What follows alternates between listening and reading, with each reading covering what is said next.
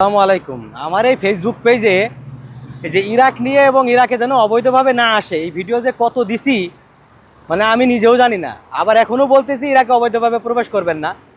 আজকে আবার ভিডিওটা করার উদ্দেশ্য এটাই যে বাংলাদেশ থেকে একজনা ফোন দিয়েছে, ভাই আমার একটা লোক মানে প্রথমে পাকিস্তানে নিয়ে গেছিলো, পাকিস্তান থেকে ইরানে ঢুকাইছে, ইরান থেকে যখন ইরাকে ঢুকানোর জন্য প্রবেশ করতে গেছে ওই জায়গা থেকে পুলিশে ধরছে, ইরানের বর্ডারে মানে ইরানের কাস্টডিতে আটকে রাখছে। তো আমি যে এত আপনাদেরকে মেসেজ দিই যে ভাই অবৈধ পথে আসবেন না, ইরান হয়ে ইরাকে আসবেন না, নিজেকে বিপদে পড়াইবেন না, নিজের পরিবারকে বিপদে পড়াইবেন না, যে এত মেসেজ দিয়ে আপনারা বুঝেন না।